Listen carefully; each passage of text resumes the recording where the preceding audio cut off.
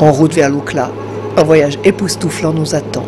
Nous survolons des montagnes découpées en terrasses, des forêts pentues, des villages reliés les uns aux autres par des sentiers qui tiennent lieu de route. Pour atteindre Lukla, seul le vol à vue est possible, ce qui rend les pilotes, les voyageurs et tous ceux qui les attendent tributaires des conditions météorologiques. Soit 40 minutes en avion, ou une journée en bus et une semaine à pied. Subitement, l'horizon se rétrécit. Nous entrons dans la vallée du Kumbu. Là, une minuscule piste est accrochée à la montagne. L'atterrissage à Lukla, à 2800 mètres d'altitude, est considéré comme techniquement difficile à cause de la piste unique, longue de 450 mètres seulement et en forte pente. On ne peut atterrir que dans un sens. Dans l'autre, la piste débouche sur une paroi verticale, un mur dans lequel le nez des appareils va parfois buter.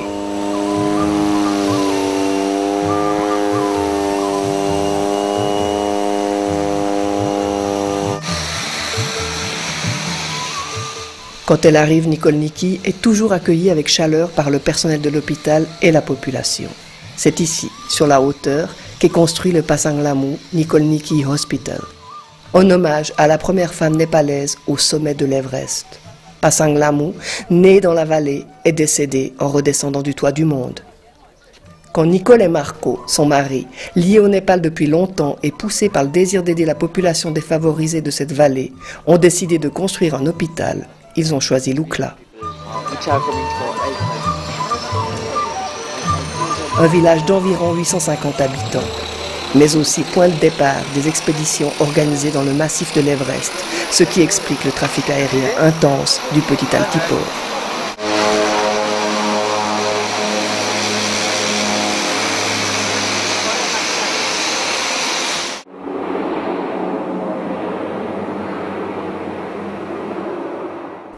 Créé en 2003 et mis en service en 2005, l'hôpital couronne une colline proche du village. On s'y rend par un chemin construit spécialement par les habitants et l'armée népalaise, alors en poste à Lukla. Cet hôpital est au service de la population locale.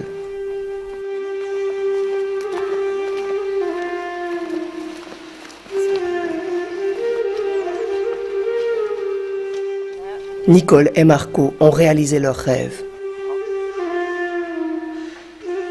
Les malades arrivent ainsi, à dos d'homme ou sur un brancard, en ayant suivi, souvent longtemps, des pistes tortueuses ou escarpées, ou les deux.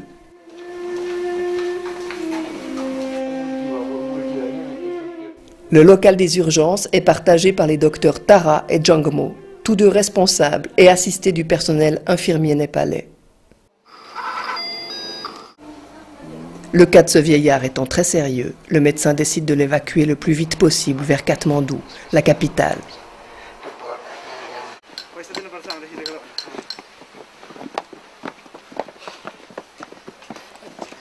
Parfois les urgences se suivent. Un policier népalais est annoncé. La doctoresse Jangmu arrive en renfort.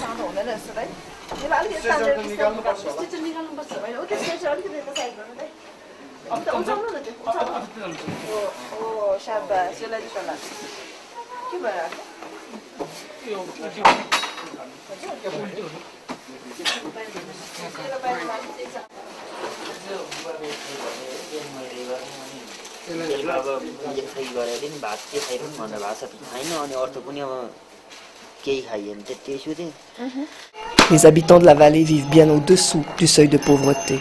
Éloignés de tout, leur situation économique et sanitaire est précaire.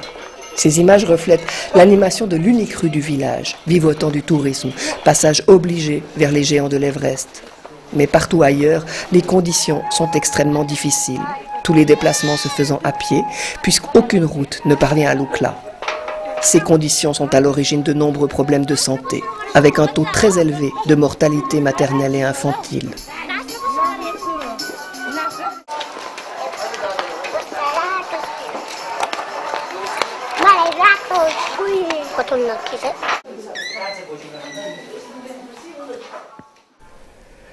Un hélicoptère vient de secourir Ram Pasang, un jeune porteur victime d'un œdème pulmonaire à 5500 mètres d'altitude. Immédiatement pris en charge grâce au diagnostic confirmé par les rayons X, un appareil de luxe pour cette région.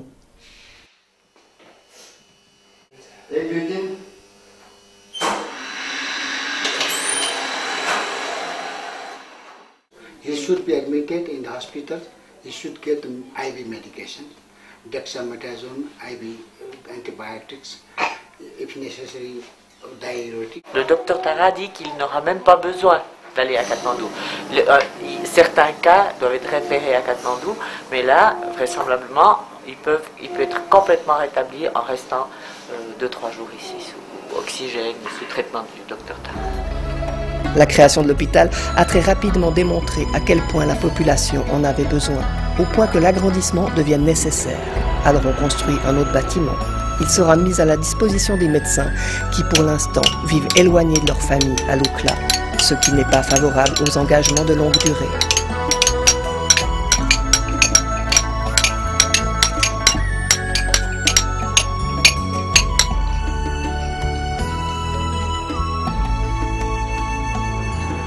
Parallèlement aux soins quotidiens, des liens s'établissent avec diverses organisations.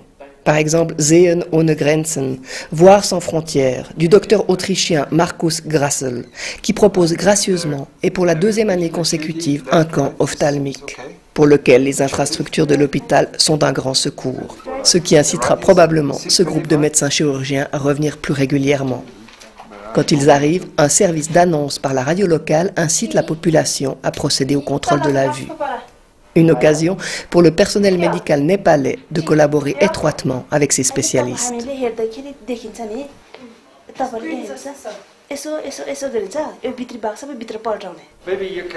L'opération de la cataracte est courante pour ce médecin qui a étendu ses activités bien au-delà de l'Autriche. Il opère en Afrique et partout où l'occasion se présente. À Lukla, il va ajouter 5 interventions à son palmarès, puisque, selon le registre, il en est bientôt à la 26 millième opération.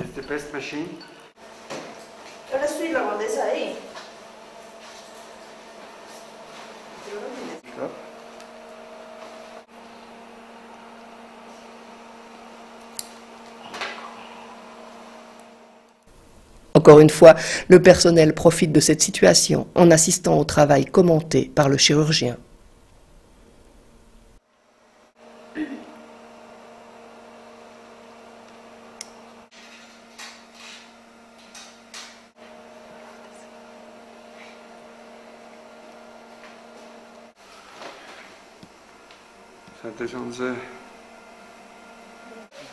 Dernière opération, les patients reviendront le lendemain pour un contrôle.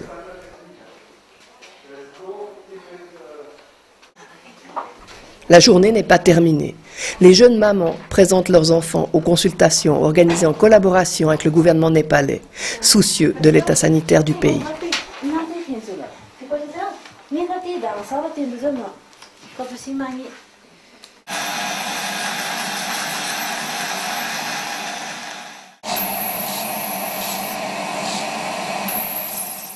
Depuis peu, une infirmière formée à l'hygiène dentaire contribue aussi à l'amélioration des soins.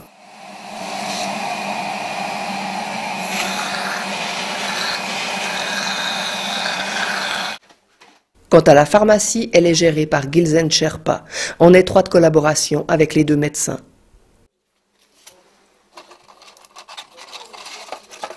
Les médicaments proviennent de la capitale pour le traitement des maladies les plus répandues. À Lukla, on soigne donc les maladies infectieuses, digestives, parasitaires, respiratoires, ainsi que le diabète et l'hypertension. Gilsen conseille les patients et leur explique les médications.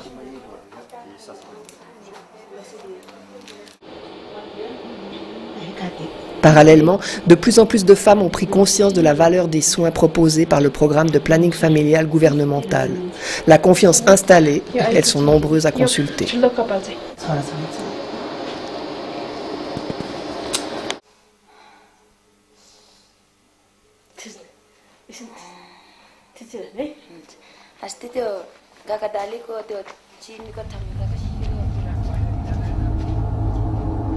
Et jour et nuit, le personnel hospitalier répond à chaque sollicitation.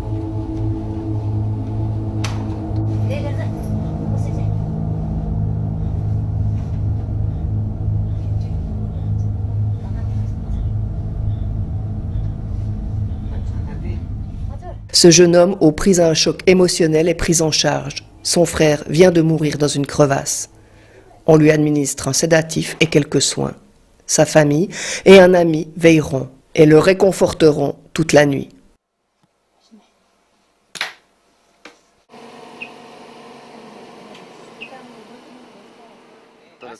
Bilan des Autrichiens, 5 opérations et 90 contrôles et soins en 2 jours.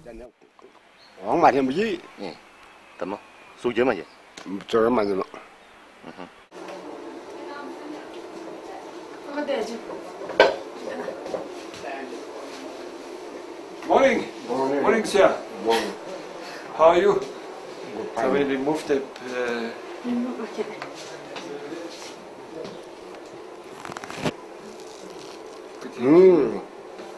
Good. Good? Good. Good. Good? Good. Close your mouth and open your eye, please. Now, left eye close. Left eye. Didi banda hindi dokani. Dokani chope kisni. Dokani. You see? Yeah, okay. Wait, part. One. Yeah. There. Please. Man or woman? Ngadi phumi nange phujuni nala. Yeah, doctor.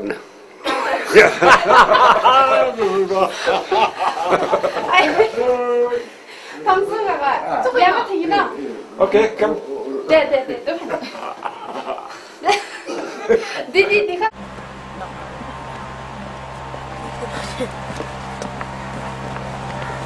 Les campagnes de vaccination sont annoncées par la radio locale et par affiche.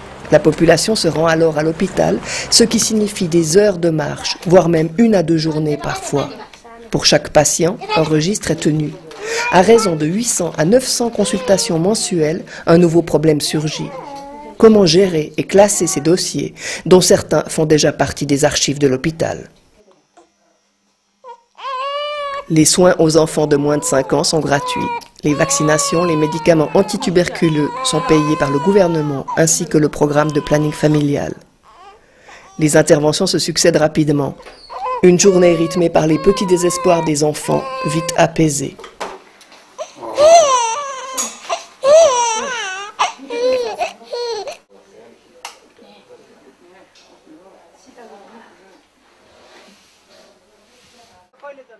Et quand tout est fini, on rentre chez soi, par l'unique moyen de locomotion en usage.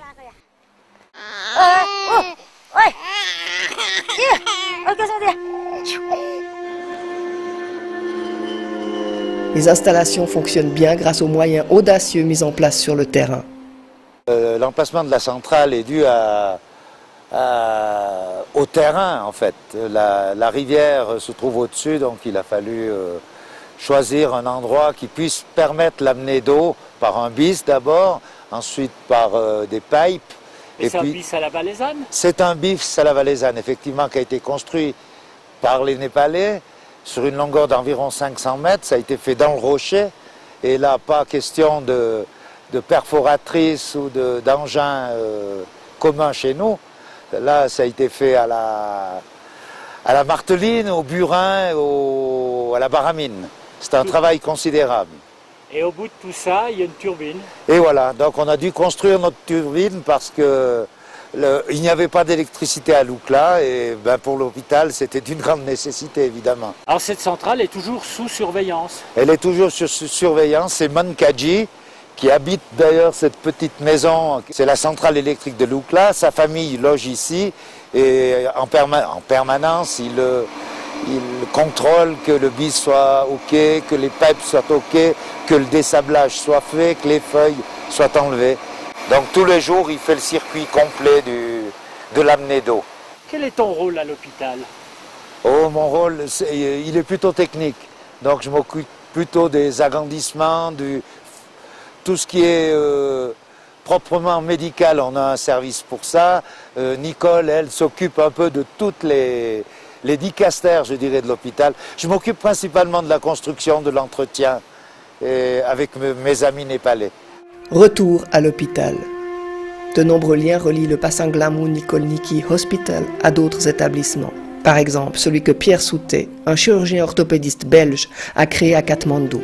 Il y forme du personnel indigène et sillonne le pays en organisant des camps médicaux itinérants. L'orthopédie est un domaine particulièrement important dans ces montagnes. Et aujourd'hui, la salle d'opération de Lukla est à disposition, avec un matériel performant qu'il s'agit d'apprivoiser. C'est un système D que je viens de mettre au point pour avoir une idée de ce qui se passe dans les poumons de mon patient la première fois que je le ventile. Un petit, un gros. Aux préparatifs de chacun s'ajoute la stérilisation des instruments. Et quelques heures plus tard, les interventions débutent. Elles se succéderont pendant plusieurs jours.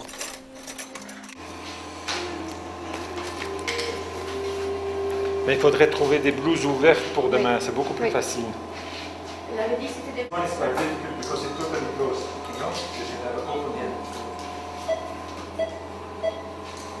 C'est un enfant qui a présenté une fracture de l'humérus qui était embrochée par la fracture de être à ce niveau-là probablement, qui était embrochée par deux roches-piques. La fracture est solide et donc on va enlever les deux roches-piques parce qu'il n'y a aucune raison de les laisser dedans.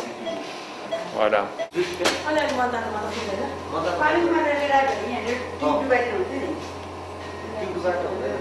marrant, hein, ces espèces d'enveloppes qui se mettent autour de tout le métal.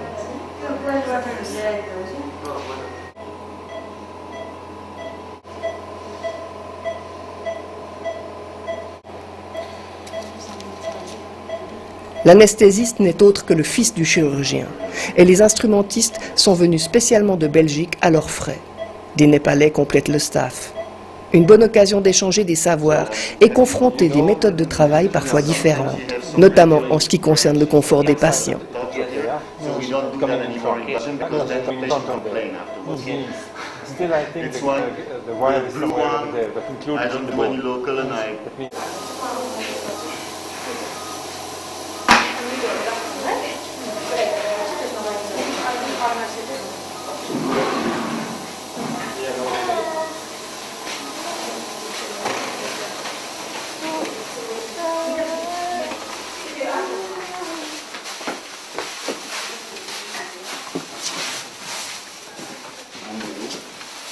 Dans n'importe quel.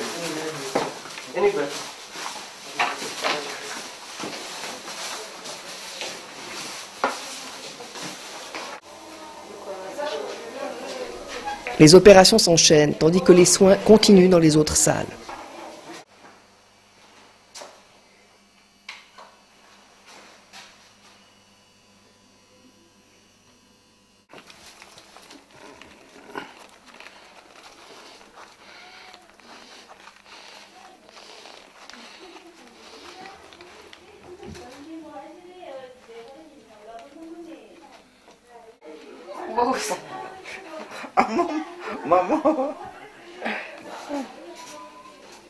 Une salle d'accouchement avec une couveuse complète l'équipement de l'hôpital de Lukla, où l'on insiste beaucoup sur l'hygiène et les conditions sanitaires si importantes pour la femme enceinte ou la parturiente, comme pour son bébé.